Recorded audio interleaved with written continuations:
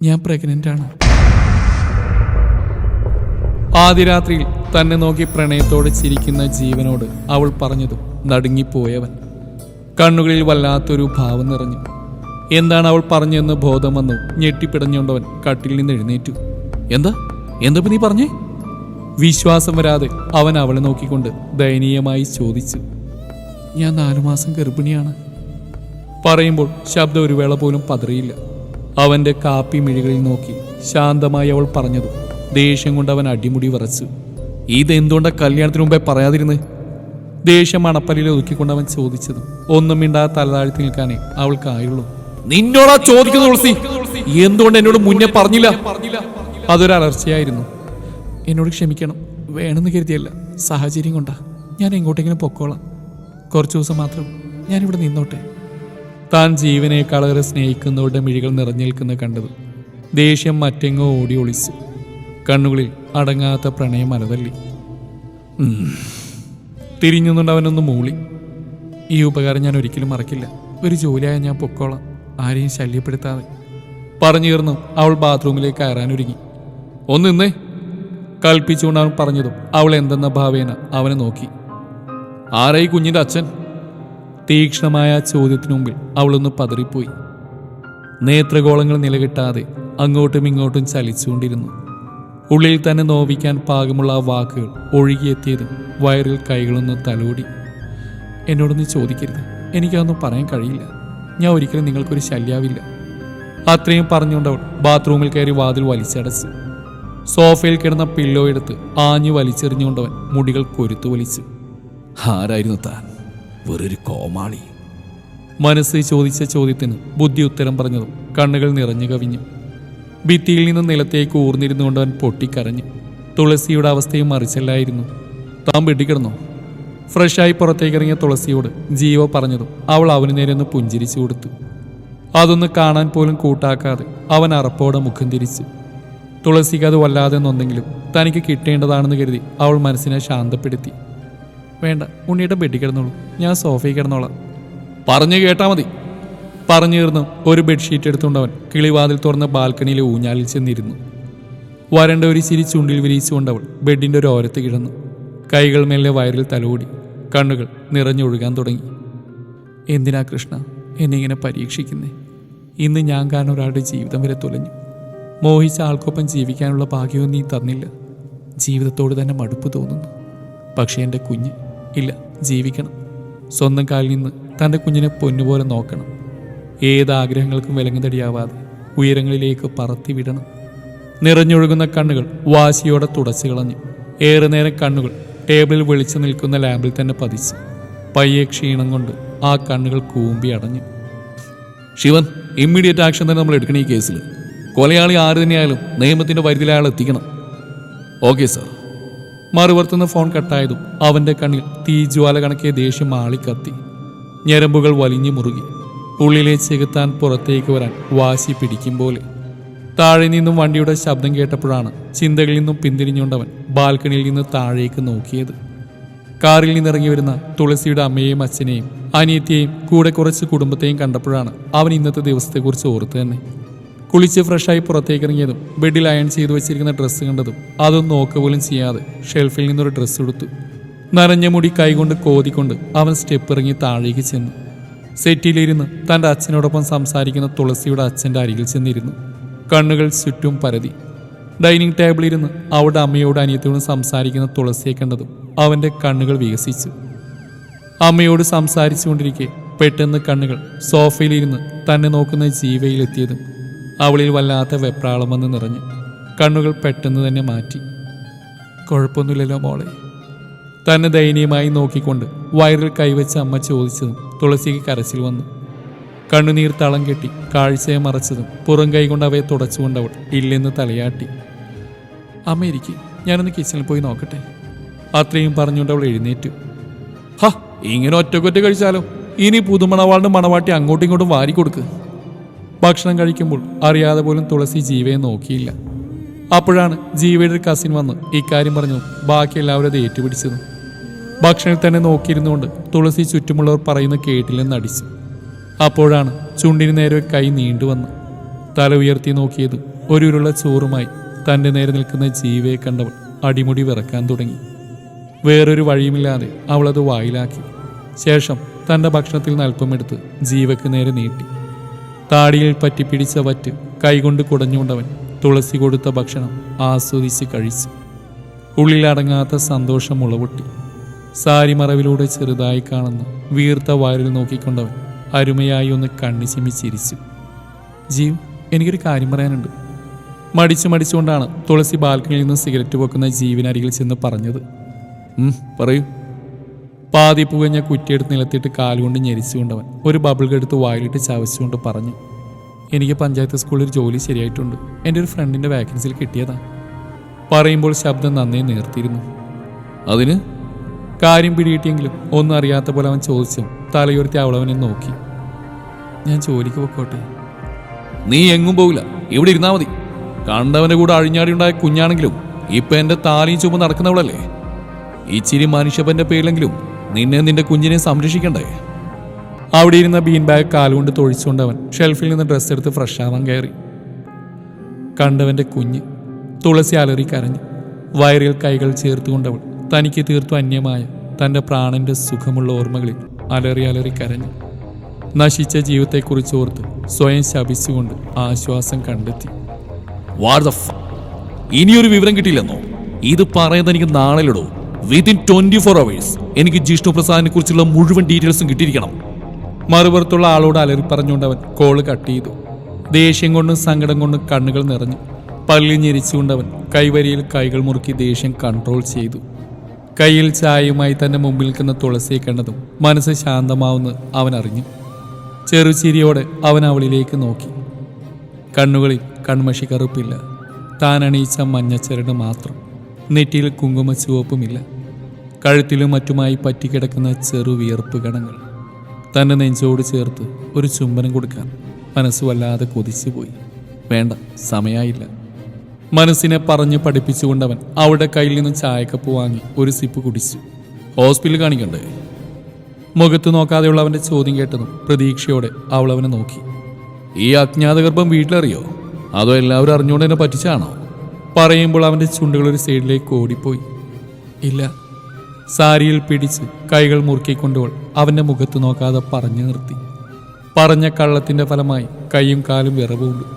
അവളെ നോക്കി അമർത്തി മൂളിക്കൊണ്ടവൻ റെഡിയാവാൻ പറഞ്ഞ് അകത്തേക്ക് പോയി. തുളസി ജീവ്, നേഴ്സ് വന്ന് വിളിച്ചു. തുളസിയും ജീവ് അകത്തേക്ക് കടന്നു. അവരെ നോക്കി പ്രസന്നമായി ഒന്ന് ചിരിച്ചുകൊണ്ട് ഡോക്ടർ ട്രീസ പറഞ്ഞു. തിരിച്ച് അവർക്കും ചിരിച്ചു കൊടുത്തുകൊണ്ട് രണ്ടുപേരും ചെയറിലിരുന്നു. മുമ്പ് എവിടെയാ കാണിച്ചേ? കഴുത്തിലെ സ്റ്റെതസ്കോപ്പ് ഊരിക്കൊണ്ട് അവർ ചോദിച്ചതും ഉത്തരം പറയാനാവാതെ തുളസി താഴേക്ക് നോക്കി. ജീവു അവളെ തന്നെ സൂക്ഷിച്ച് നോക്കി. ഓക്കെ, റിപ്പോർട്ട്സ് തരൂ. അതിനവൾ നിലത്തേക്ക് നോക്കിയിരുന്നു. ജീവ അവളെ കയ്യിൽ പിടിച്ചതും എന്തെന്ന ഭാവേന അവൾ അവനെ നോക്കി. കണ്ണുകൾ കൊണ്ട് കൊടുക്കുന്ന ആംഗ്യം കാണിച്ചതും ഇല്ലെന്ന രീതിയിൽ അവളും തലയനക്കി.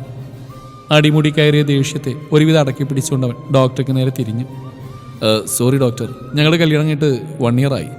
ഇതിനിടയിൽ പല പ്രാവശ്യം പീരീഡ് ലേറ്റായി വന്നപ്പോൾ ചെക്ക് ചെയ്തപ്പോൾ റിസൾട്ട് നെഗറ്റീവായിരുന്നു. ഇതും അതുപോലെയാണെന്നാണ് കരുതിയത്. ബട്ട് കണ്ടിന്യൂസ് ആയിട്ട് 4 month പീരീഡ് ആവാത്തതുകൊണ്ട് ഒന്ന് ചെക്ക് ചെയ്തപ്പോൾ റിസൾട്ട് പോസിറ്റീവായി. സോ സമർത്ഥമായി നുണ പറയുന്ന ജീവനെ അവൾ കണ്ണുകൾ വിടർത്തി നോക്കി. ഓ, ഐ സി. ഇങ്ങനെ ചില സ്ത്രീകൾക്കൊക്കെ ഉണ്ടാവാറുണ്ട്. Anyway, congrats both. ജീവനെ നുണ വിശ്വസിച്ചെന്ന് തോന്നുന്നു. ആൾ രണ്ടുപേർക്കും ചിരിച്ചുകൊണ്ട് വിശ്വസ് നൽകി. 4ാം മാസം ആയതുകൊണ്ട് തന്നെ സ്കാനിങ് എടുത്തുകൊണ്ട് അവർ റിപ്പോർട്ട് ചെക്ക് ചെയ്തു. റെസ്റ്റ് അത്യാവശ്യമാണ് കേട്ടോ. ആൾക്ക് ബ്ലഡ് കുറവാണല്ലോ. നല്ലവണ്ണം ഫ്രൂട്ട്സൊക്കെ കഴിക്കണം കേട്ടോ. അധികം സ്ട്രെയിൻ എടുക്കരുത്. അബോർഷൻ ആവാനുള്ള ചാൻസസ് കൂടുതലാണ്. ഞാൻ വിറ്റാമിൻ ടാബ്ലറ്റ്സ് എഴുതിയിട്ടുണ്ട്, ഫാർമസിയിൽ നിന്ന് വാങ്ങിക്കോളൂ കേട്ടോ. തുളസിയുടെ കയ്യിൽ റിപ്പോർട്ട് കൊടുത്തുകൊണ്ട് അവർ പറഞ്ഞു.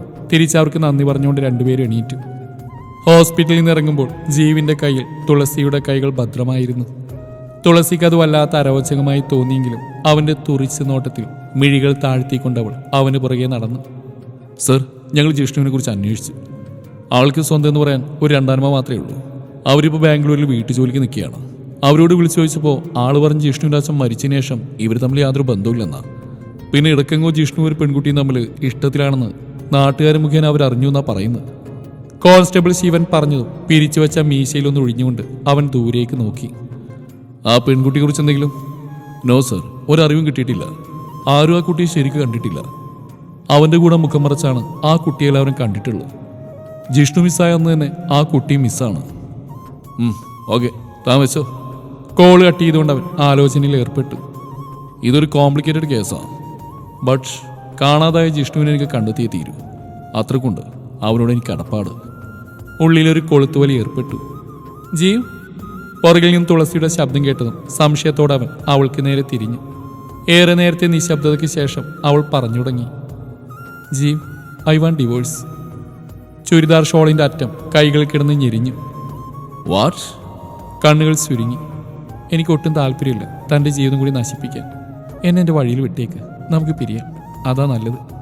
പറഞ്ഞിരുന്നു ബലിഷ്ഠമായ ജീവന്റെ കൈകൾ അവിടെ കവിളിൽ കുത്തിപ്പിടിച്ചു. എന്താ പറഞ്ഞേ? പിരിയാന്നോ? കൊല്ലു നിന്നെയാ. ഒരുപക്ഷെ എൻ്റെ ജീവനേക്കാളേറെ ഞാൻ ഇഷ്ടപ്പെടുന്നത് നിന്നെ ആയിരിക്കും. ആ നിന്നെ എന്ത് കാരണം കൊണ്ട് നഷ്ടപ്പെടുത്താൻ എനിക്ക് പറ്റില്ല.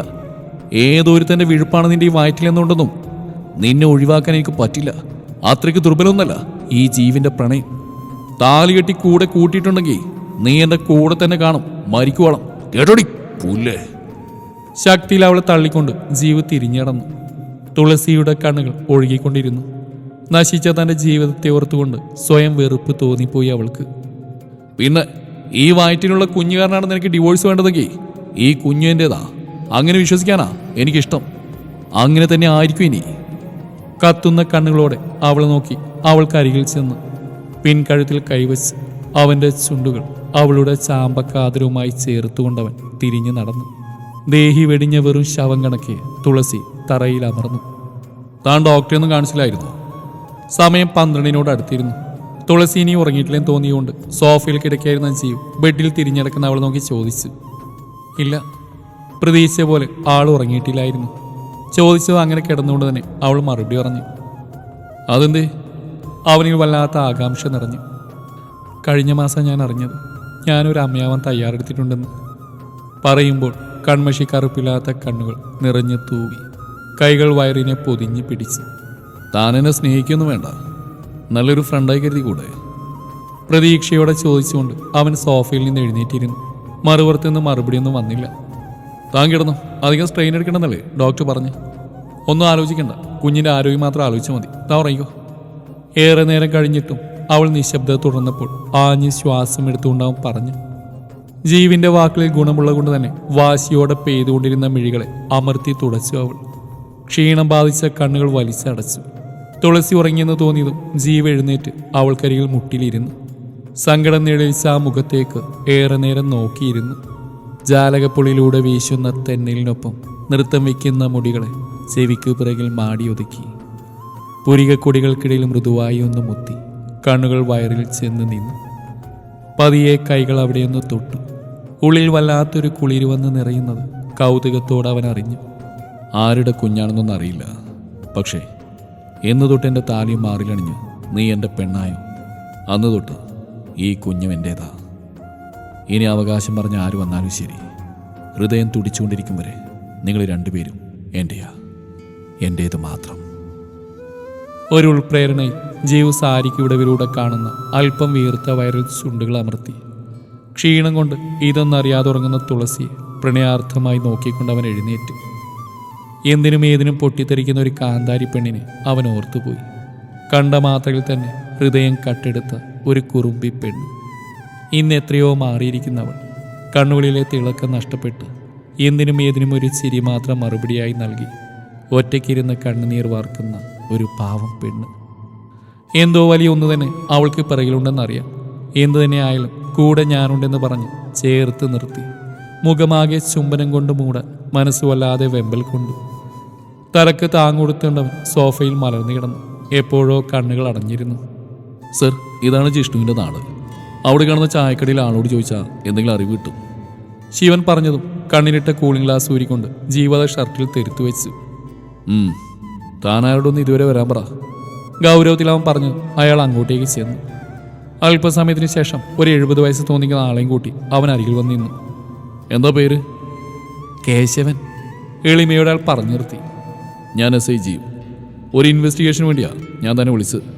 തനിക്കൊരു ജിഷ്ണു പ്രസാദിനെ അറിയോ? സ്വയം ഒന്ന് പരിചയപ്പെടുത്തിക്കൊണ്ടവൻ അയാളോട് ചോദിച്ചു. അറിയാം സാറേ. ജിഷ്ണു മോൻ അറിയാത്തവരാരെങ്കിലും ഉണ്ടാവുമോ? നല്ല മോന, എല്ലാവരെയും സ്നേഹിക്കാനേ അറിയൂ. ഇവിടെ ഒരു വാടക വീട്ടിലായിരുന്നു താമസം. സ്വന്തമായിട്ട് വീടുണ്ടായിരുന്നെങ്കിലും അച്ഛൻ മരിച്ചോടെ അവൻ്റെ ചെറിയ മതും വിറ്റ് ഇവിടുന്ന് പോയി.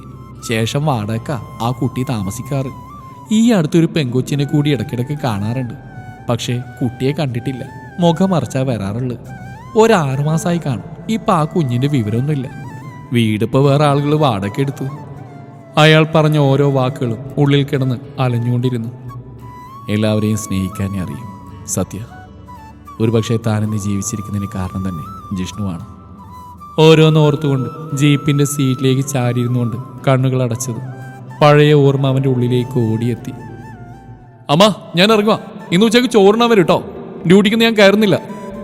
രാവിലത്തെ പ്രാതലം കഴിച്ചുകൊണ്ട് ജീപ്പ് ബുള്ളറ്റിന്റെ കീ കയ്യിലിട്ട് കറക്കിക്കൊണ്ട് പുറത്തേക്ക് ഇറങ്ങി. വണ്ടി സ്റ്റാർട്ട് ചെയ്യുന്ന നേരെ ബീച്ചിലേക്ക് വിട്ടു. വഴിയിൽ വെച്ച് ട്രാഫിക്കിൽ പെട്ടതും പച്ച സിഗ്നൽ വരുന്നവരെ അവൻ കാത്തു നിന്നു. ഡോ, 50 രൂപ എണ്ണി തരുന്നില്ലേ? ഒരു മുഴത്തിൽ കുറച്ച് കൂടുതൽ തന്നാലെന്താ എനിക്ക്? മുറിഞ്ഞ കൈക്ക് ഉപ്പ് തേക്കാതെ പിശുക്കൻ. ഉച്ചത്തിലുള്ള സംസാരം കേട്ടതും അങ്ങോട്ട് മിഴികൾ പായിച്ചു. അവിടെ മുല്ലപ്പൂ വിൽക്കുന്ന ആളുമായി തിരക്കൂടുന്ന ഒരു പെൺകുട്ടി. മഞ്ഞ ചുരിദാറിട്ട് നെറ്റിലൊരു കുഞ്ഞു പൊട്ട്, കണ്ണിൽ നീട്ടി എഴുതിയ കരിമഷിയും, ചായങ്ങൾ തേച്ച് മിനിക്കാത്ത കുഞ്ഞു ചുണ്ടും, അതിനു മുകളിലായി ഒരു കുഞ്ഞു കാക്കാപ്പുള്ളി. ഒറ്റ നോട്ടത്തിൽ തന്നെ ജീവന്റെ കണ്ണുകൾ വിടർന്നു. ഹൃദയമിടിപ്പ് വർദ്ധിച്ചു. പുറകിൽ നിന്നും തുടരെയുള്ള കാതടിപ്പിക്കുന്ന ഹോണടി ശബ്ദം കേട്ടതും ഞെട്ടിക്കൊണ്ട് അവൻ വണ്ടി മുന്നോട്ടെടുത്തു. പോകുന്ന വഴിയിലുടനീളം ആ തീപ്പൊരിയെക്കുറിച്ചായിരുന്നു ആലോചന. ചുണ്ടുകൾ കാരണം തേടാതെ വെറുതെ പുഞ്ചിരിച്ചുകൊണ്ടിരുന്നു. കാറ്റിൽ പാറുന്ന മുടികളെ കൈകൊണ്ട് പിറകിലേക്ക് കോതി ഒതുക്കിക്കൊണ്ട് അവൻ ബീച്ച് റോഡിൽ വണ്ടി നിർത്തി. എന്താവും അവളുടെ പേര്? വീട് എവിടെയായിരിക്കും? കല്യാണം കഴിഞ്ഞാണോ? ഏയ് ഇല്ല, കഴുത്തിൽ താലിയൊന്നും കാണാനില്ല. അപ്പം മാരേജ് കഴിഞ്ഞില്ല. ആ വരട്ടെ, നമുക്കൊന്ന് അന്വേഷിക്കാം. ചുണ്ടിലെ ഒരു കള്ളച്ചിരി ഒളിപ്പിച്ചുകൊണ്ട് അവൻ അവിടെ ഇട്ട ബെഞ്ചിലിരിക്കാൻ ആഞ്ഞതും പുറകിൽ നിന്ന് ഒരാളുടെ അലറൽ കേട്ടു. തിരിഞ്ഞു നോക്കിയതും വേദന കൊണ്ട് മുഖം ചുക്കി ചുളിഞ്ഞുകൊണ്ട് ഒരാൾ സൂക്ഷിച്ചു നോക്കിയതും തൻ്റെ അരക്ക് നേരെ കത്തി പിടിച്ചിട്ടുണ്ട്. അവൻ്റെ കയ്യിലെ ബലിഷ്ടമായ ഒരു കൈ മുറുകുന്നുണ്ട്. ക്ഷണനേരം കൊണ്ട് ആ കൈകൾ ആഞ്ഞ് ആ ചെക്കൻ്റെ മൂക്കിന് നേരെ പതിഞ്ഞു. പിറകിലേക്ക് വേയിച്ചുകൊണ്ട് അവൻ മണലിൽ വീണു. തന്നെ കണ്ടതും കണ്ണിൽ ഭീതി നിറഞ്ഞു. ചിതറി തെറിച്ചുകൊണ്ട് പിന്തിരിഞ്ഞോടി. അവന് പുറകെ ഓടാനോ ഒന്നിനും തുനിഞ്ഞില്ല. ചിലപ്പോൾ പ്രതീക്ഷിക്കാതെയുള്ള സംഭവത്തിൻ്റെ ഷോക്കിലാവണം. തല ഉയർത്തി നോക്കിയതും തന്നെ നോക്കി ചെറുചിരി തോന്നുന്ന ഒരു ചെറുപ്പക്കാരനെ കണ്ടു. ഇളനീല മിഴികൾ, പിരിച്ചു വെച്ച മീശയും ഒതുക്കി വെട്ടിയ താടി, ഇരുനിറം, അത്യാവശ്യം പൊക്കവും ഉരുട്ടിക്കയറ്റിയ പോലെ മസിലും. മൊത്തത്തിൽ വീക്ഷണം നടത്തിക്കൊണ്ടിരിക്കുകയാണ് തനിക്ക് നേരെ ഒരു കൈ നീണ്ടത്. Hi, I am Jishnu Prasad. ഫിയാൻസിയെ കാണാൻ വേണ്ടി വന്നപ്പോഴാണ് തനിക്ക് പിറകെ ഒരാൾ വരുന്നുണ്ട്. എന്തോ പന്തിയേട് തോന്നിയപ്പോൾ ഞാനും പിറകെ കൂടി. പെട്ടെന്ന് അയാൾ കത്തിയെടുത്ത് കുത്താനാഞ്ഞത്. കൊല്ലാമെന്നാണ് തോന്നുന്നു. പറയുമ്പോഴും ചുണ്ടിൽ മായാതെ ഒരു ചിരിയുണ്ട്. ഹായ്, ഞാൻ ജി, ഇവിടുത്തെ SI ആണ്. പോലീസായതുകൊണ്ട് തന്നെ ഒത്തിരി ശത്രുക്കളുണ്ടാവും, അതാവും. Anyway, thank you so much. കെട്ടിപ്പിടിച്ചുകൊണ്ട് പറഞ്ഞു. തിരിച്ച് ജിഷ്ണു തന്നെ കെട്ടിപ്പിടിച്ചു. തിരക്കുണ്ട്, പിന്നെ കാണാം എന്ന് പറഞ്ഞ് അവൻ പോകുമ്പോൾ മനസ്സിൽ മായാത്തൊരിടം അവന് വേണ്ടി ജീവ് തന്നെ മനസ്സിൽ കോറിയിട്ടിരുന്നു. അമ്മ, ഞാനിന്നൊരു കുട്ടിയെ കണ്ടു. സന്ധ്യയ്ക്ക് നാമം ജപിച്ചു കഴിഞ്ഞ് സിറ്റ് ഔട്ടിൽ പുറത്തേക്ക് നോക്കിയിരിക്കുന്ന അമ്മയുടെ മടിയിൽ കിടന്നുകൊണ്ട് ജീവ് പറഞ്ഞതും അത്ഭുതം കൊണ്ട് അവരുടെ കണ്ണുകൾ വിടർന്നു. എന്നിട്ടോ, ഏതാടാ കുട്ടി? എവിടെ വീട്? പഠിക്കാണോ? പറഞ്ഞു നാവ് ഉള്ളിലേക്കിട്ടതും അമ്മ ശ്വാസം പോലും വിടാൻ പറഞ്ഞുകൊണ്ട് ചോദിച്ചുകൊണ്ടിരുന്നു. ഓഹ്, എൻ്റെ അമ്മ, ഞാൻ കണ്ടിട്ടേ ഉള്ളൂ. പേരും വീടും ചോദിക്കാൻ പോയില്ല. എന്തായാലും അമ്മക്ക് മരുമകളായി. ആ കുട്ടി തന്നെ മതി. പറയുമ്പോൾ ചുണ്ടിൽ ഭംഗിയുള്ളൊരു ചിരി വിടർന്നു. എനിക്ക് സമാധാനമായിടാ ചെക്ക. നിന്റെ കല്യാണം ഒന്ന് വേഗം കാണിച്ചു തന്നിട്ട് എൻ്റെ കണ്ണടപ്പിച്ചാൽ മതിയെന്ന് ഞാനിപ്പോൾ കണ്ണനോട് പ്രാർത്ഥിച്ചേ ഉള്ളൂ. മുകളിലേക്ക് നോക്കി തന്നോട് പറയുന്ന അമ്മയെ നോക്കി അവൻ നാവ് കടിച്ചു. ഷർട്ടിൻ്റെ കോളർ റെഡിയാക്കിക്കൊണ്ട് ഹാങ്ങറിൽ നിന്നും ബുള്ളറ്റിനെ ചാവി എടുത്തുകൊണ്ട് അവൻ പുറത്തേക്ക് ഇറങ്ങി. വഴിയിൽ റോഡരികിലെ പൂക്കടയിലൊന്ന് വെറുതെ നോക്കി. ചിലപ്പോൾ കണ്ടാലോ തൻ്റെ പ്രണയത്തെ. വെറുതെ ഒന്ന് നോക്കിപ്പോയി. ഉള്ളിൽ നിറയെ ആ കാന്താരി പെണ്ണിനോടുള്ള പ്രണയം അല തല്ലി. ചിരിയോടെ സ്റ്റേഷനിലേക്ക് വണ്ടി വിട്ടു. എന്നും വഴിയോരത്തെല്ലാം നോക്കും. എങ്കിലും പിന്നീട് ഒരിക്കലും അവളെ കണ്ടിട്ടേയില്ലായിരുന്നു. പേരും ഊരും അറിയാത്ത ആ പെണ്ണിനെ ഉള്ളിൻ്റെ ഉള്ളിൽ ഭദ്രമായി തന്നെ താഴിട്ട് പൂട്ടിവെച്ചു. അങ്ങനെ ഇരിക്കെ റോഡിൽ വാഹന പരിശോധന നടത്തുമ്പോഴാണ് ഓപ്പോസിറ്റുള്ള സ്കൂളിലേക്ക് ഒരാൾ കയറിപ്പോകുന്നത് കണ്ടത്. ശ്രദ്ധിച്ചു നോക്കിയതും ജീവന്റെ കണ്ണുകൾ വിടർന്നു. താനേറെ കാണാൻ കൊതിച്ചവൾ, ഒറ്റ നിമിഷം കൊണ്ട് ഹൃദയത്തിൽ തുളഞ്ഞ് കയറിയവൾ. ഹൃദയം വല്ലാതെ തുടികൊട്ടി. കണ്ണുകൾ പോലും ചിമ്മാൻ മടി കാണിച്ചു. സർ, ഈ ചെക്കൻ ഹെൽമെറ്റ് ഇടാതാണ് വന്നിരിക്കുന്നത്. കൂടെയുള്ള പോലീസുകാരൻ പറഞ്ഞതും അവൻ അയാൾക്ക് നേരെ തിരിഞ്ഞുകൊണ്ട് ചിരിച്ചു കൊടുത്തു. ഇതെന്തെന്ന നിലക്ക് അയാൾ അവനെ കണ്ണുമിഴിച്ച് നോക്കി നിന്നു. ആ സ്കൂളിൽ ചെന്ന് ചോദിച്ചപ്പോഴാണ് അവൾ ഇന്റർവ്യൂ അറ്റൻഡ് ചെയ്യാൻ വന്നാണെന്നും പേര് തുളസി എന്നാണെന്നും വീട് ജംഗ്ഷനിൽ തന്നെയാണെന്നും അറിയാൻ കഴിഞ്ഞത്. ഒട്ടും വൈകിക്കാതെ അവളുടെ വീട്ടിൽ ചെന്ന് പെണ്ണ് ചോദിക്കുമ്പോൾ അവളുടെ വീട്ടുകാർക്കെല്ലാം പൂർണ്ണ സമ്മതമായിരുന്നു. ആ സമയത്ത് വീട്ടിൽ അവളില്ലാത്തതുകൊണ്ട് തന്നെ കുട്ടിയോട് ചോദിച്ച് വിവരമറിയിക്കാമെന്ന് പറഞ്ഞപ്പോൾ മനസ്സ് നൂറാവർത്തി പറഞ്ഞുകൊണ്ടേയിരുന്നു അവൾ തനിക്കുള്ളതാണെന്ന്. അന്ന് രാത്രി തന്നെ കുട്ടിക്കും സമ്മതമാണ്, വേഗം തന്നെ നല്ലൊരു മുഹൂർത്തം നോക്കി കല്യാണം നടത്താമെന്ന് അവളുടെ വീട്ടുകാർ വിളിച്ചു പറഞ്ഞപ്പോൾ ലോകത്തെ ഏറ്റവും വലിയ ഭാഗ്യവാൻ താനാണെന്ന് ഹൃദയം മലറി പറഞ്ഞുകൊണ്ടിരുന്നു. പിന്നീടെല്ലാം പെട്ടെന്നായിരുന്നു. കൃത്യം 3 മാസം കഴിഞ്ഞ് കല്യാണം നടത്തി. ഇതിനിടയിൽ ഒരിക്കൽ പോലും തുളസിയോ ഞാനോ ഒരു ഫോൺ കോൾ പോലും ചെയ്തിരുന്നില്ല. കല്യാണത്തിന് 2 ദിവസം ബാക്കിയൊക്കെയാണ് സ്റ്റേഷനിൽ നിന്നൊരു കോള് വന്ന്. ജിഷ്ണു പ്രസാദ് എന്നാളെ 2 ദിവസമായി കാണാനില്ലെന്ന് പറഞ്ഞു അയാളുടെ ഒരു സുഹൃത്ത് പരാതി നൽകിയിട്ടുണ്ടെന്ന് പറഞ്ഞു. മിസ്സായാളുടെ ഫോട്ടോ ഉണ്ടെങ്കിൽ അയച്ചു തരാൻ പറഞ്ഞിരുന്നു. കല്യാണത്തിന്റെ തിരക്കിലായതുകൊണ്ട് തന്നെ കിടക്കാൻ നേരത്താണ് ഫോട്ടോ കണ്ടത്. ഫോണിൽ ചെറുചിരി തൂവി നിൽക്കുന്ന ജിഷ്ണുവിനെ കണ്ടതും എന്തോ ഉള്ളിൽ വല്ലാത്തൊരു വലിവ് ഏർപ്പെട്ടു. ആ സംഭവത്തിന് ശേഷം അയാളെക്കുറിച്ച് അന്വേഷിക്കാനൊന്നിനും തുനിഞ്ഞിരുന്നില്ല. ഒരുപക്ഷെ താൻ ജീവനോടെ ഇരിക്കുന്ന പോലും ഇയാൾ കാരണമാണെന്ന് മനസ്സ് മന്ത്രിച്ചുകൊണ്ടേയിരുന്നു. അതുകൊണ്ട് തന്നെയാണ് 100% ശ്രദ്ധയും ഈ കേസിൽ തന്നെ ചെലുത്തി മുൻകൈയെടുത്ത് പുറപ്പെട്ടിരിക്കുന്നത്. സർ, വീടെത്തി. ചിന്തകൾക്ക് തടസ്സം സൃഷ്ടിച്ചുകൊണ്ട് ശിവൻ പറഞ്ഞതും തലക്ക് താങ്ങുകൊടുത്ത കൈയെടുത്തുകൊണ്ട് ജീവ് പുറത്തേക്കിറങ്ങി വീട്ടിലേക്ക് കയറി. ഉള്ളിൽ ആളനക്കമൊന്നും കേൾക്കാത്തതുകൊണ്ട് തന്നെ അവൻ അകത്തേക്ക് കയറി. അടുക്കള ഭാഗത്തുനിന്ന് ശബ്ദം കേട്ടതും അങ്ങോട്ടേക്ക് ചെന്നു. പിന്നാമ്പുറത്തുനിന്നാണ് ശബ്ദം എന്ന് കേട്ടതും അങ്ങോട്ട് ചെന്നു. തെക്കേ വളപ്പിലെ മാവിൽ നിന്നും തോട്ടിക്കൊണ്ട് പച്ചമാങ്ങ താഴെയിടുന്നുണ്ട് അമ്മ.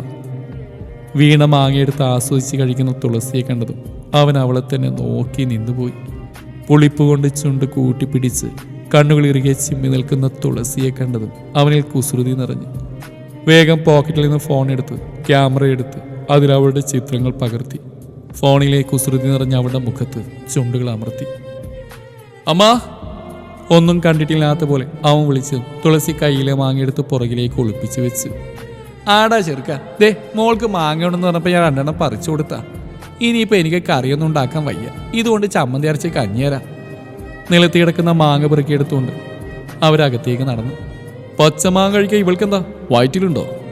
തുളസിയെ ഇടം കണ്ടിട്ടുകൊണ്ട് അവൻ അകത്തേക്ക് പോകുന്ന അമ്മയോട് ചോദിച്ചു. ഇത് കേട്ട തുളസിയുടെ മുഖം വിളറി വെളുത്തു. ആ, എൻ്റെ മോനായതുകൊണ്ട് പറയല്ല, ചിലപ്പോൾ ഉണ്ടാവും. എല്ലാ കാര്യത്തിലും നീ സോ ഫാസ്റ്റ് അല്ലേ? പ്രത്യേക താളത്തിൽ അമ്മ പരിഹാസത്തോടെ പറഞ്ഞു. ഇപ്രാവശ്യം ജീവന്റെ മുഖം വിളറി. തുളസിക്ക് ചിരിങ്ങെത്തിയിരുന്നു. വാപൊത്തി ചിരിക്കുന്നതിനിടയിൽ ജീവനെ നോക്കിയതും തന്നെ സൂക്ഷിച്ചു നോക്കുന്ന അവനെ കണ്ടതും ചിരിയങ്ങോ ഓടി ഒളിച്ചു. തൻ്റെ അടുത്തേക്ക് വരുന്ന ജീവനെ കണ്ടതും മിഴികൾ താഴ്ത്തി. എന്താണ് തീപ്പൊരി ചിരിക്കുന്നത്? അച്ഛൻ്റെ കൊച്ചിന് മാങ്ങുന്ന കൊതിയായിടവാവേ? ആദ്യം അവളോടായി ചോദിച്ചുകൊണ്ട് അവൻ്റെ കൈകൾ അവളുടെ വയറിൽ പൊതിഞ്ഞു പിടിച്ചു. എന്തോ കൈകൾക്ക് പ്രതികരണം നഷ്ടപ്പെട്ട പോലെ അവൾ പ്രതിമ കണക്കെ നിന്നു. വേഗം വായോ, നമുക്കൊരുമിച്ച് കളിക്കണ്ടേ? കൊഞ്ചിക്കൊണ്ട് വയറിൽ തലോടി അവൻ പറഞ്ഞിരുന്നു. വയറിൽ അമർത്തി ഉമ്മ വെച്ചു അവൻ. തുളസി ശ്വാസം വിടാൻ പോലും മറന്നുപോയി. ചുണ്ടിൽ ഒളിപ്പിച്ച ചിരിയോടെ ജീവൻ ഞെട്ടിവിറച്ച് നിൽക്കുന്ന തുളസിയുടെ ചുണ്ടിൽ അമർത്തി ഉമ്മ വെച്ചുകൊണ്ട് തിരിഞ്ഞോടി. അവൻ പോയ വഴിയെ നോക്കി ചുണ്ടിൽ കൈവച്ച് തുളസി നോക്കി നിന്നു. രാവിലെ നടന്ന സംഭവത്തിൽ തന്റെ മുഖത്തേക്ക് പോലും നോക്കാതെ തലയും താഴ്ത്തിയിരിക്കുന്ന തുളസിക്ക് നേരെ ഒരു പൊതി നീട്ടിക്കൊണ്ട് ജീവ് പറഞ്ഞു. സംശയത്തോടെ അവൾ അവനെ നോക്കി. എടുത്തു നോക്ക്. കയ്യിലെ വാച്ച് അഴിച്ചു വെച്ച് അവൻ ബാത്ത് ടവലെടുത്ത് ഫ്രഷ് ആവാൻ കയറി. അവൻ പോയെന്ന് തോന്നിയതും പൊതി അഴിച്ചു നോക്കി. ആവി പറക്കുന്ന ചൂട് ദോശ കണ്ടതും വായിൽ വെള്ളം നിറഞ്ഞു. അതിൻ്റെ മണം മൂക്കിലേക്ക് കയറ്റിക്കൊണ്ടവൾ ഒരു കീറെടുത്ത് വായിൽ വെച്ച് മസാല ദോശയുടെ രുചി കൊണ്ട് കണ്ണുകൾ അടച്ചുകൊണ്ട് അവൾ ആസ്വദിച്ച് കഴിച്ചു. കഴിക്കുന്നതിൻ്റെ ഇടയ്ക്ക് ജീവ് വന്നതൊന്നും തന്നെ അവൾ അറിഞ്ഞിരുന്നില്ല. തൻ്റെ അരികിൽ മുട്ടിലിരുന്ന് ദോശയ്ക്ക് വേണ്ടി വാ പൊളിക്കുന്ന ജീവനെ കണ്ടതും അവളിൽ വെപ്രാളം നിറഞ്ഞു. എന്ത് ചെയ്യുമെന്നറിയാതെ എണീറ്റ് പോകാൻ നിന്ന് അവളെ അവിടെ തന്നെ ഇരുത്തി കയ്യിൽ പിച്ചു വെച്ച ദോശ അവളുടെ കയ്യിൽ പിടിച്ചതിൻ്റെ വായിലേക്ക് വെപ്പിച്ചു. നല്ല രുചി പറയുമ്പോൾ ചുണ്ടിലൊരു കള്ളച്ചിരിയായിരുന്നു. തുളസി അവനെ നോക്കിയതേയില്ല, നിലത്തേക്ക് തന്നെ നോക്കിയിരുന്നു. തുളസി, നിനക്കെന്തെങ്കിലും കുഴപ്പമുണ്ടോ? ഞാനിങ്ങനെ അടുത്ത് വരുമ്പോഴൊക്കെ? അവൻ സങ്കടത്തോടെ ചോദിച്ചു. അവൾ അവനെ നോക്കി. കണ്ണുകളിലെ സങ്കടം കണ്ടതും അവളിൽ നിന്ന് പറയാമെന്നു ജീവ് ബെഡിൽ കയറി അവളുടെ മടിയിൽ തലവെച്ച് കൈകളെടുത്ത് അവൻ്റെ തലയിൽ വെച്ച്. ഉണ്ടെങ്കിൽ എനിക്ക് കുഴപ്പമില്ല, നീയേ എൻ്റെ പെണ്ണ. ദേ, ഈ കുഞ്ഞൻ എൻ്റെ കൊച്ചു. സാരി മറ നീക്കി മുഖം വയറിൽ അമർത്തി വെച്ചുകൊണ്ട് അവൻ പറഞ്ഞു. ഓ പിന്നെ നില താൻ ചോദിച്ചേ? പൂച്ചത്തോടെ ചുണ്ടുകൂട്ടിക്കൊണ്ട് അവൾ മെല്ലെ പിറുപിറുത്തു. അത് കേട്ടതും ജീവ അവളുടെ വയറിൽ ഒന്നുകൂടെ മുഖമമർത്തി. ഇക്കാര്യം വീട്ടിലറിയിക്കണ്ടേ? വയറിലൊന്ന് തലോടി വളരെ പതുക്കെയാണ് തുളസി ഇക്കാര്യം ജീവനോട് പറഞ്ഞത്. ബെഡിലിരുന്ന് ഫോണിൽ കളിക്കായിരുന്ന ജീവ് തലയുയർത്തി അവളെ നോക്കി. വയറൽപ്പം വീർത്തു വരുന്നുണ്ട്. ഇപ്പം 4 കഴിഞ്ഞ് 5-ാം മാസം തുടങ്ങി. നീയല്ലേ ആർക്കും ശല്യാവത് എങ്ങോട്ടെങ്കിലും പോവാണെന്ന് പറഞ്ഞ്? പൊക്കോ, എങ്ങോട്ടെന്ന് വെച്ചാൽ. ഫോണിൽ നോക്കിക്കൊണ്ട് തന്നെയാണ് അവൻ മറുപടി കൊടുത്ത്. തുളസിക്ക് എന്തോ വല്ലാത്ത സങ്കടം തോന്നി. പ്രണയത്തോടെയുള്ള നോട്ടത്തെ താനും ആസ്വദിച്ചിരുന്നു. തൻ്റെ കുഞ്ഞിനോട് കളി പറയുന്ന ആളെ താനും ആരാധനയോടെ നോക്കിയിരുന്നു. കുഞ്ഞു കുഞ്ഞു ചുംബനത്തിൽ തനിക്കും ഇയാളോട് പ്രണയം തോന്നിയോ?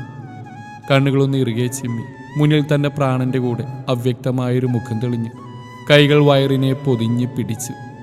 അച്ഛനില്ലാത്ത കുഞ്ഞെന്ന് വിളിച്ച് കളിയാക്കുന്ന ഒരു കുഞ്ഞൻ്റെ മുഖം മനസ്സിൽ തെളിഞ്ഞു. അവൻ്റെ കണ്ണുകൾ സങ്കടം കൊണ്ട് താഴ്ന്നു പോയിട്ടുണ്ട്. ഞെട്ടിക്കൊണ്ട് അവൾ കണ്ണുകൾ തുറന്നു. ജീവനെ നോക്കിയപ്പോൾ ആളിപ്പോഴും ഫോണിലാണ്. എന്നെ എൻ്റെ വീട്ടിൽ കൊണ്ടുവിടാമോ? ഡ്രസ് മാറിക്കോ, സ്റ്റേഷൻ പോകുമ്പോൾ അവിടെ ഇറക്കാം. പിന്നീടൊന്നും അവൾ ചോദിക്കാൻ നിന്നില്ല. ഷെൽഫിൽ നിന്ന് മാറാനുള്ള ഡ്രസ്സ് എടുത്ത് തിരിഞ്ഞടക്കുന്ന തുളസിയെ നോക്കി അവൻ അരുമയായി ചിരിച്ചു. പുതുതായി നട്ട ചെടിക്ക് 2 ദിവസത്തെ വാട്ടം കാണും. പിന്നെ അത് പുതിയ മണ്ണിനെ സ്നേഹിച്ചു തുടങ്ങി. ഇതുപോലെ തന്നെയാ തുളസി നീയും. ഇനിയും എന്നിലേക്ക് നിന്നിലെ പ്രണയവേരുകൾ പടർന്ന് നിലയുറപ്പിക്കാൻ വലിയ സമയമൊന്നും വേണ്ട പെണ്ണേ. വിഷാദം നിറഞ്ഞ നിന്റെ കണ്ണുകൾ വിളിച്ചോതുന്നുണ്ട്. എവിടെയോ ഏതോ ഒരു കോണിൽ ഞാൻ നിന്നിലുണ്ടെന്ന്.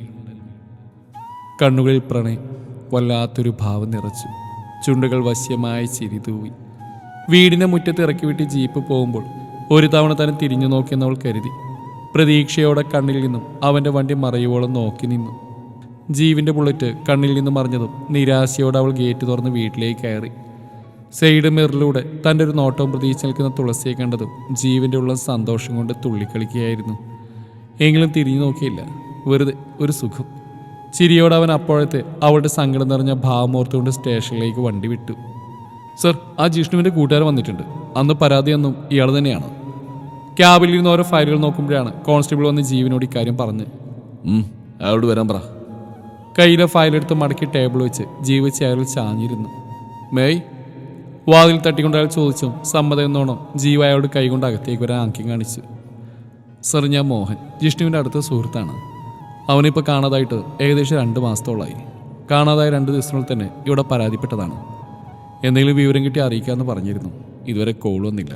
സോ ഞാൻ ജീവിന് ഓപ്പോസിറ്റായിട്ടുള്ള ചെയറിലിരുന്നുകൊണ്ട് മോഹനൻ പറഞ്ഞ ജീവ് തലയാട്ടി കാണിച്ചു. അതെ, വിളിക്കാമെന്ന് പറഞ്ഞിരുന്നു. പക്ഷെ ആളെക്കുറിച്ചൊരു വിവരം ഇതുവരെ കിട്ടിയിട്ടില്ല. ആട്ടെ, നിങ്ങളും ജിഷ്ണുമായിട്ട് എങ്ങനെയാണ് പരിചയം? എൻ്റെ വളരെ അടുത്ത സുഹൃത്താണ് ജിഷ്ണു. നിങ്ങൾക്ക് ആരെങ്കിലും സംശയമുണ്ടോ? ഏയ് ഇല്ല സർ. അതിന് മാത്രം ആരുമായിട്ടും ശത്രുത എന്നുള്ള ആളല്ല അവൻ. എല്ലാവരോടും ഒത്തിരി സ്നേഹ, പാവ. പക്ഷെ അവനെ കാണാതായ തൊട്ട് അവനെ സ്നേഹിച്ച കുട്ടിയും കാണാനില്ല. ഞാൻ ആളെ കണ്ടിട്ടുണ്ടെന്നല്ലാതെ വീടെന്ന് എനിക്കറിയില്ല. എന്താ പെണ്ണിൻ്റെ പേര്? ധനു എന്നാ ജിഷ്ണു വിളിക്കാറ്. ഞാനും അങ്ങനെ തന്നെ അവളെ വിളിക്കാറുള്ളത്. ആളുടെ ഫോട്ടോ വല്ലതും തൻ്റെ കയ്യിലുണ്ടോ? ഒന്നുണ്ട്. പെട്ടെന്ന് ഓർമ്മ കിട്ടിയതുപോലെ അവൻ ഫോൺ എടുത്തു. അല്പനേരത്തിന് ശേഷം ഒരു ഫോട്ടോ എടുത്ത് ജീവന് നേരെ നീട്ടി. അതിലെ പെൺകുട്ടിയെ കണ്ടതും അവൻ ഞെട്ടിപ്പോയി. തുളസി! എന്താ മോളെ പെട്ടെന്നൊരു വരവ്? അവൻ അറിഞ്ഞ കാര്യം? വയറിൽ മെല്ലെ തലോടിക്കൊണ്ട് അമ്മ ചോദിച്ചു. തുളസിയുടെ കണ്ണുകൾ നിറഞ്ഞു തൂവി. ഞാൻ കല്യാണം കഴിഞ്ഞ് അന്ന് തന്നെ പറഞ്ഞിരുന്നു അമ്മ.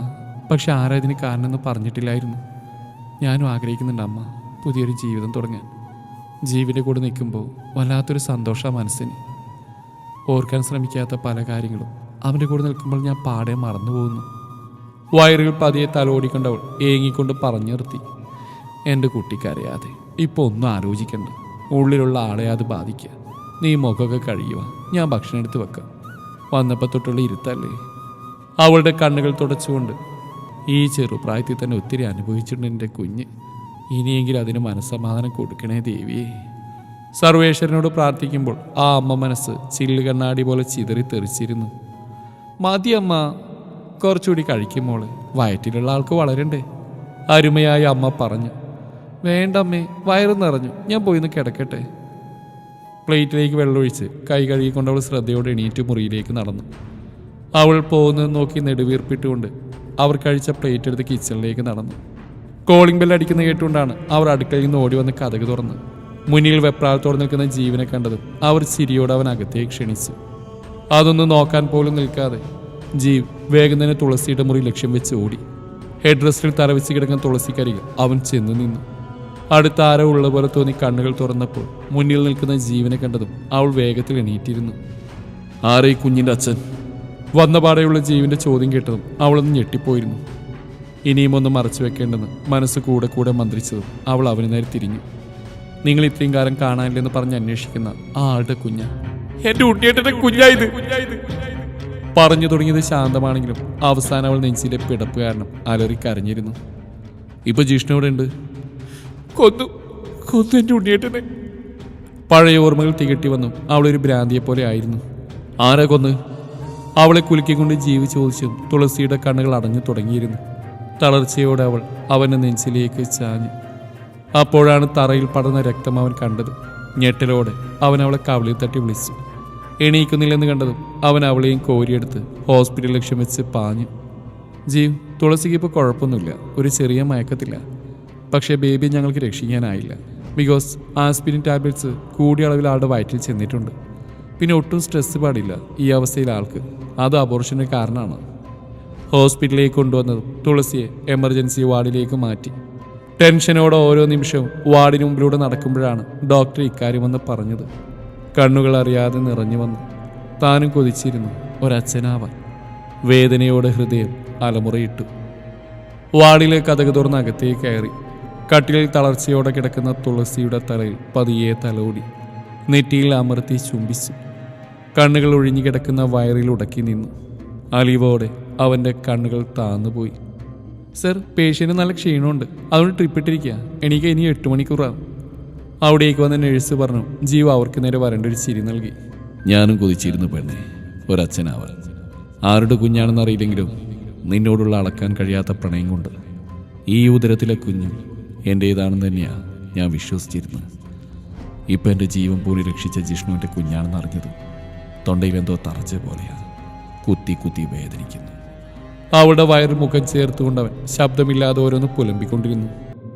ഉദയപുരം തറവാട്ടിൽ നിന്നും പത്മനാഭനെ വിലങ്ങണിയിച്ച് പോലീസുകാർ കൊണ്ടുപോകുമ്പോൾ അയാളുടെ തല ചെയ്ത തെറ്റിന്റെ കാഠിന്യത്തെ ഓർത്ത് ഒരൽപ്പം പോലും താന്നു പോയിരുന്നില്ല. ഉമ്മറപ്പടിയിൽ തുളസിയുടെ അമ്മ കൂടെയുള്ള തൻ്റെ ഇളയമകളെ തന്നിലേക്ക് അണച്ചു പിടിച്ചു.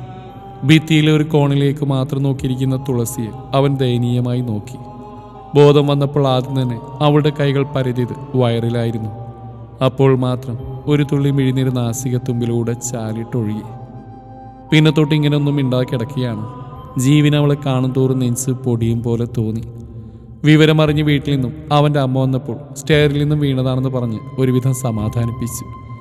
തുളസിയുടെ അമ്മയുടെ നമ്പർ കണ്ടതും വേഗം തന്നെ ഫോൺ എടുത്തു. മറുപുറത്തുനിന്ന് അവർ പറയുന്ന കാര്യങ്ങൾ കേട്ടതും അക്ഷരാർത്ഥത്തിൽ ഞെട്ടിപ്പോയിരുന്നു. പിന്നീട് ഒട്ടും വൈകാതെ സ്റ്റേഷനെ വിളിച്ച് പറഞ്ഞു അയാളെ അറസ്റ്റ് ചെയ്യാൻ പറഞ്ഞു. വേണമെന്ന് വെച്ച് തന്നെയാണ് ഞാൻ പോവാതിരുന്നത്. അയാളെ കണ്ടാൽ ചിലപ്പോൾ എൻ്റെ നിയന്ത്രണം നഷ്ടപ്പെട്ട് കൊന്നുപോകും ഞാൻ. ആലോചിക്കും തോറും ജീവൻ്റെ മുഖം വലിഞ്ഞു മുറുകി. ജീവ്, തുളസിക്ക് ഇപ്പോൾ വലിയ പ്രോബ്ലം ഒന്നുമില്ല, വേണമെങ്കിൽ വീട്ടിലേക്ക് കൊണ്ടുപോകാം. പ്രിസ്ക്രൈബ് ചെയ്ത മെഡിസിനൊക്കെ കൃത്യമായിട്ട് കൊടുക്കണം. പിന്നെ ആളിപ്പോൾ വളരെ വീക്കാണ് കേട്ടോ, റെസ്റ്റ് അത്യാവശ്യമാണ്. മുറിയിലേക്ക് വന്ന ഡോക്ടറുടെ ശബ്ദം കേട്ടപ്പോഴാണ് ചിന്തയിൽ നിന്നും ജീവ് ഉണർന്ന്.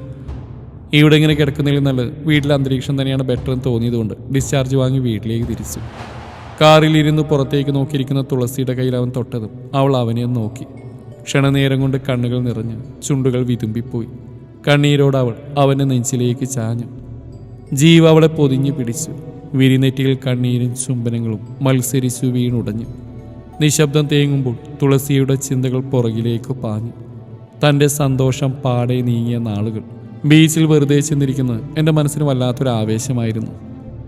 കരയെ ചുംബിച്ച് കൊതി തീരാതെ കടലിലേക്ക് മടങ്ങുന്ന ഓരോ തിരമാല കുഞ്ഞുങ്ങളെയും കണ്ണുകൾ ചിമ്മാതെ നോക്കിയിരിക്കും. ബി.എഡ് കഴിഞ്ഞ് ടീച്ചർ ട്രെയിനിങ് ക്ലാസ് കഴിഞ്ഞ് വീട്ടിലേക്ക് തിരിക്കുന്നതിന് മുന്നേ കടലിൽ നിന്ന് കണ്ടില്ലെങ്കിൽ അന്നൊരു സമാധാനം ഉണ്ടാവില്ല. അങ്ങനെ ഒരിക്കൽ ബീച്ചിലെ തണലിലെ ബെഞ്ചിലിരിക്കുമ്പോഴാണ് മണലിലെ ഒരു കുട്ടിയോടൊപ്പം കളിക്കുന്ന ഒരു ചേട്ടനെ കണ്ടത്. ഇളനീല കണ്ണുകൾ, താടിത്തുമ്പിലൊരു ഗർത്തം, പിരിച്ചു വെച്ച മീശ. കണ്ണുകൾ എത്ര വിലക്കിയിട്ടും അയാളിൽ തന്നെ തറഞ്ഞു നിന്നു. താൻ അയാളെ നോക്കുന്നുണ്ടെന്ന് അയാൾക്ക് തോന്നിയുണ്ടാവാം. എണീറ്റ് തൻ്റെ അടുത്തേക്ക് വന്നു. ഞാനൊന്നും അറിഞ്ഞില്ലേ രാമനാരായണ എന്ന് പറഞ്ഞ് മറ്റെങ്ങ് നോട്ടം വായിച്ചു. ഡോ, താനെന്താടോ എന്നെ വായി നോക്കിയിരിക്കുകയാണോ? കളിയോടെ ആയിരുന്നു ചോദിച്ച്. തുളസി ഒന്ന് ചമ്മിപ്പോയി. അതൊട്ടും പുറത്തേക്ക് കാണിക്കാതെ ഗൗരവത്തോടെ അവൾ അവന് നേരെ തിരിഞ്ഞു. ഓ, നോക്കാൻ പറ്റിയൊരാള്. പുച്ഛത്തോടെ ചുണ്ടുകൂട്ടി അവൾ പറഞ്ഞതും അവൻ ഭംഗിയോടൊന്ന് ചിരിച്ചു. അതെ, എന്താ കുട്ടിയുടെ പേര്? തുളസി പത്മനാഭൻ. ഓ, പത്മനാഭൻ സാറിൻ്റെ മോളാണോ? വലിയ വീട്ടിലെ ആളാണല്ലേ. എൻ്റെ പേര് ജിഷ്ണു പ്രസാദ്.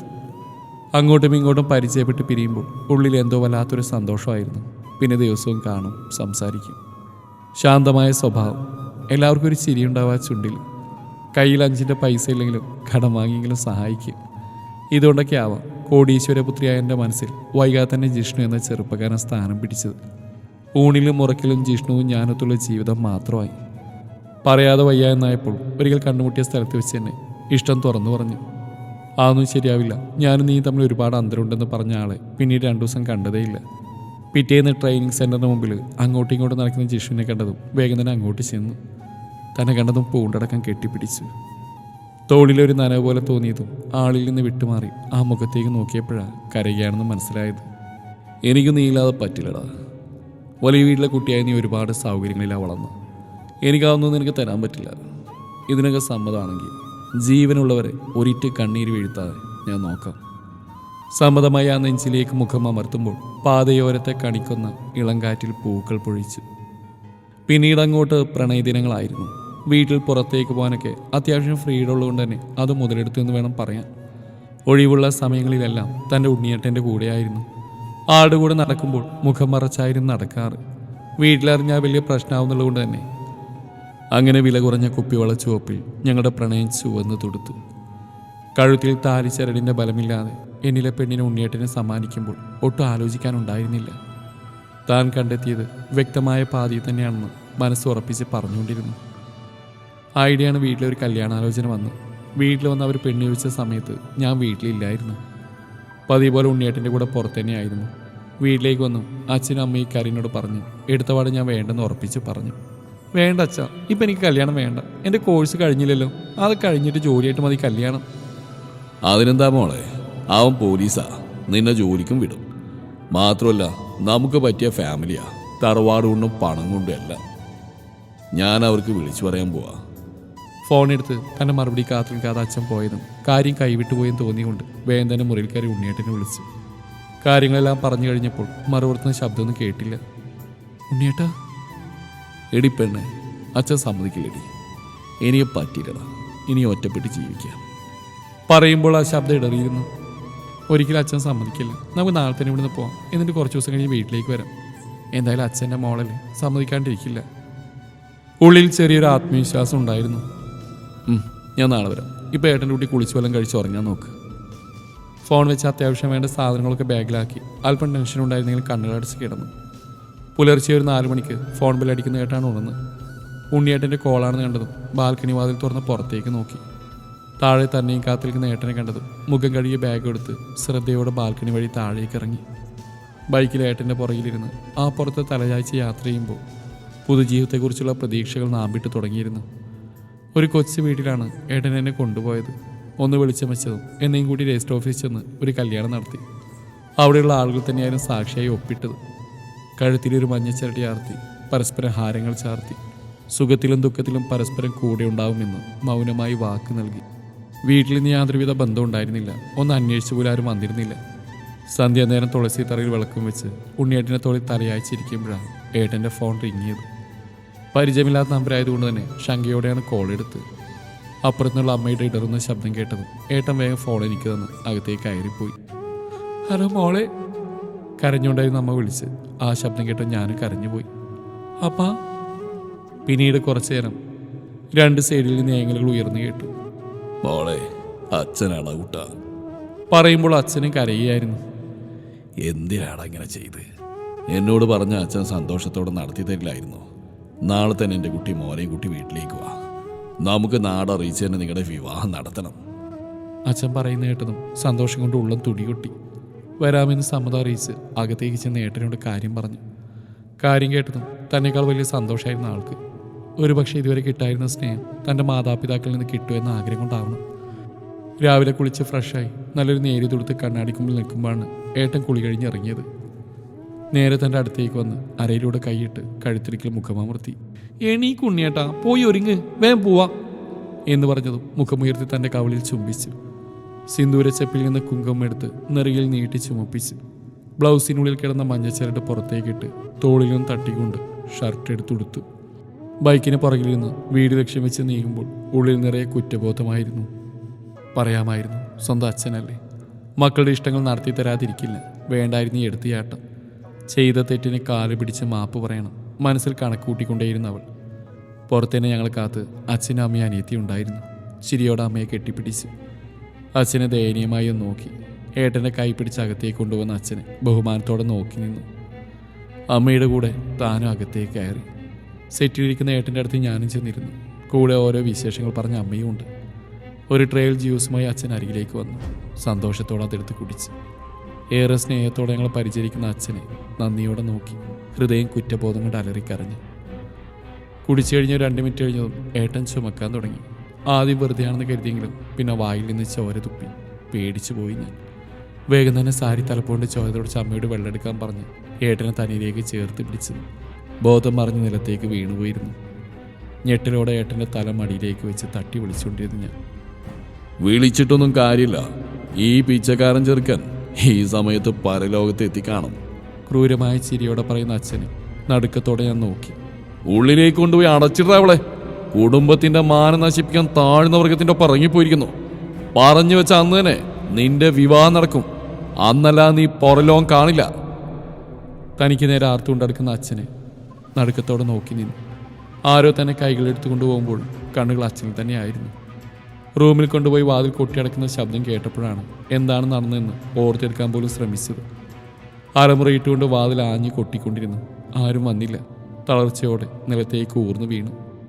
പിന്നീടുള്ള ദിവസങ്ങൾ ആ മുറിയും ഉണ്ണിയേട്ടൻ്റെ ഓർമ്മകൾ മാത്രമേ തനിക്ക് കൂട്ടായി ഉണ്ടായിരുന്നുള്ളൂ. ഭക്ഷണം തരാൻ അമ്മ വരും. ദേഷ്യത്തോടെ അതെല്ലാം തട്ടിക്കളഞ്ഞ് ഭ്രാന്തിയെപ്പോലെ അലറും. കണ്ടു നിൽക്കാനാവാതെ കണ്ണീരോടെ അമ്മ മുറി വിട്ടിറങ്ങി. അമ്മയ്ക്കും അറിയില്ലായിരുന്നു വിളിച്ചു വരുത്തി ജീവിതം നശിപ്പിക്കാനാണെന്ന്. അറിഞ്ഞിരുന്നെങ്കിൽ ഏത് വിധേനയും ഞങ്ങൾ തടുത്തിരുന്നു. വല്ലാത്ത തലകറക്കവും ക്ഷീണവും തോന്നിത്തുടങ്ങി. ഒരു ദിവസം ഭക്ഷണം കൊണ്ടുവന്ന അമ്മ കാണുന്നത് ബോധലാകെ കിടക്കുന്ന എന്നെയാണ്. കുറേ തട്ടി വിളിച്ചിട്ട് എണീക്കാത്തതുകൊണ്ട് കരഞ്ഞു വിളിച്ചു. ശബ്ദം കേട്ട് വന്ന അച്ഛൻ ഡോക്ടറെ വീട്ടിലേക്ക് കൊണ്ടുവന്ന് പരിശോധിച്ചപ്പോഴാണ് തൻ്റെ ഉദരത്തിൽ ഒരാൾ വളരുന്നുണ്ടെന്ന് അറിയാൻ കഴിഞ്ഞത്. അപ്പം തന്നെ ഇല്ലാതാക്കാൻ തുനിഞ്ഞതായിരുന്നു. എൻ്റെ കുഞ്ഞിനെ കളഞ്ഞാൽ ഉണ്ണിയേട്ടനെ കൊന്ന് മറ്റൊരാളെ ചതിച്ചാണ് തന്നെ അയാൾ കെട്ടിച്ചു കൊടുക്കുന്നതെന്ന് പറയുന്ന തൻ്റെ ഭീഷണിയിലാവാം ദേഷ്യം മുതിക്കാന്ന് മുറിവിട്ടിറങ്ങിയത്. പിന്നീട് ഒരു തരം വാശിയായിരുന്നു. എങ്ങനെയെങ്കിലും ഇവിടുന്ന് രക്ഷപ്പെടണം, തൻ്റെ കുഞ്ഞിനെ പൊന്നുപോലെ നോക്കണം. കെട്ടുന്ന ആളോട് എല്ലാം പറഞ്ഞ് കഴിവതും വേഗം അയാളുടെ ജീവിതത്തിൽ നിന്ന് ഒഴിഞ്ഞു പോകണമെന്നല്ല. കല്യാണത്തിൻ്റെ തലേന്ന് വരെ ഇക്കാര്യം ആരോടെങ്കിലും പറഞ്ഞാൽ ആ നിമിഷം തൻ്റെ കുഞ്ഞ് പുറംലോകം കാണില്ലെന്നായിരുന്നു അച്ഛൻ പറഞ്ഞത്. ഒരച്ഛന് ഇത്രയും ക്രൂരനാവാൻ കഴിയും. കൈവരിയിൽ ചാരി നിന്ന് മാനത്തെ 2 നക്ഷത്രങ്ങളെ നോക്കി കഴിഞ്ഞ കാര്യങ്ങൾ ഓരോന്ന് ഓർക്കുമ്പോഴാണ് ജീവ അവളെ വിളിച്ച്. എന്നെ തനിച്ചാക്കി പോയി 2 പേരും. എന്നെ കൊണ്ടുപോവായിരുന്നു. പിണക്കാൻ ഞാൻ അച്ഛനോടും മോനോടും. പരിഭവത്തോടെ ചുണ്ടുകൾ മൊഴിയുമ്പോഴും കണ്ണുകൾ കവിളിൽ ചാല് തീർത്തിരുന്നു. ഒട്ടും ആലോചിക്കാതെ ജീവ അവളെ തന്നിലേക്ക് അണച്ചു പിടിച്ചു. അവനിലേക്ക് കൂടുതൽ അള്ളി പിടിച്ചുകൊണ്ട് തുളസി പൊട്ടിക്കരഞ്ഞു. സങ്കടമൊന്ന് കെട്ടടങ്ങുവോളം തുളസി കരഞ്ഞുകൊണ്ടിരുന്നു. ക്ഷീണം കൊണ്ട് അവൾ മയങ്ങിപ്പോയിരുന്നു. ജീവ അവളെ കൈകളിൽ കോരിയെടുത്ത് ബെഡിൽ കിടത്തി. ലൈറ്റ് ഓഫ് ചെയ്ത് അവൾക്കരികിൽ കിടന്ന് തൻ്റെ നെഞ്ചിലേക്ക് അവളെ കയറ്റി കിടത്തി. ഏതോ കോണിലേക്ക് നോക്കി കണ്ണു നിറച്ച് വയറിൽ തലോടിയിരിക്കുന്ന തുളസിയെ ജീവ അലിവോടെ നോക്കിയിരിക്കും. വല്ലതും കഴിച്ചാലായി.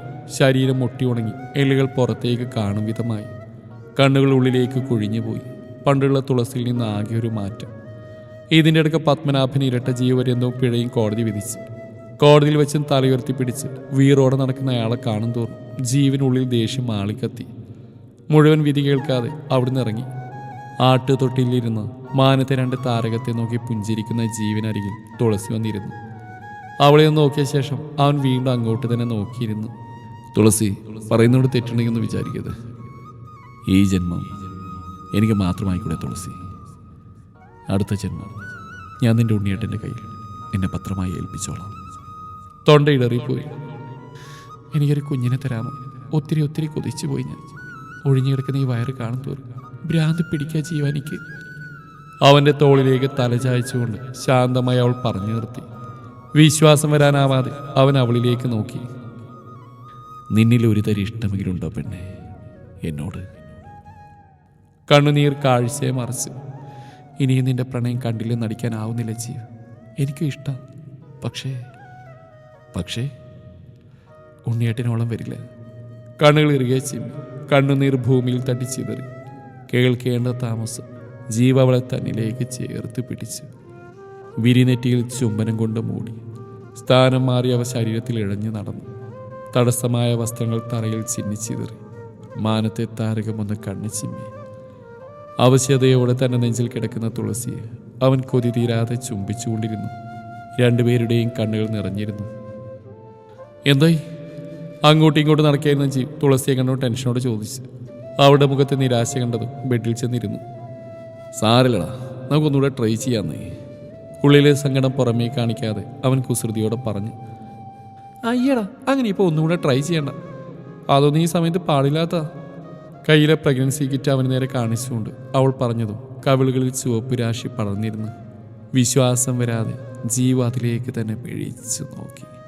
പിന്നെ സന്തോഷം കൊണ്ട് അവൾക്കരികിൽ ചെന്ന് കൈകളിൽ കോരിയെടുത്ത് വട്ടം ചുറ്റി അവളെ താഴേക്ക് ഇറക്കിക്കൊണ്ട് ഇട്ടിരുന്ന ചുരിദാർ അല്പം പൊക്കി ആ വയറിൽ തലവെച്ച് കിടന്നു. We can wait to see you, our lil cutie. താടിയുണ്ടെന്ന് വയറിൽ തലോടി അവൻ കൊഞ്ചലോടെ പറഞ്ഞു. തുളസി ചിരിയോടെ അവൻ്റെ തലയിൽ വിരലോടിച്ചുകൊണ്ടിരുന്നു. എൻ്റെ ഹൃദയത്തെ ഞാൻ മറ്റൊരാളുടെ തുന്നി ചേർക്കുകയാണ്. പഴയ വേരുകൾ ഈ ജന്മത്തേക്ക് മാത്രമായി മുറിച്ചു മാറ്റിക്കൊണ്ട് ഇനി അവ പുതുവസന്തമായി പൊഴിയട്ടെ. കാലത്തിനനുസരിച്ച് ഋതുക്കൾ മാറട്ടെ. മാനത്തെ താരകത്തെ നോക്കി അവൾ മനസ്സാനെ മൊഴിയുമ്പോൾ ഇളം കുളിരുള്ള തെന്നൽ ഇരുവരെയും തലോടിപ്പോയിക്കൊണ്ടിരുന്നു.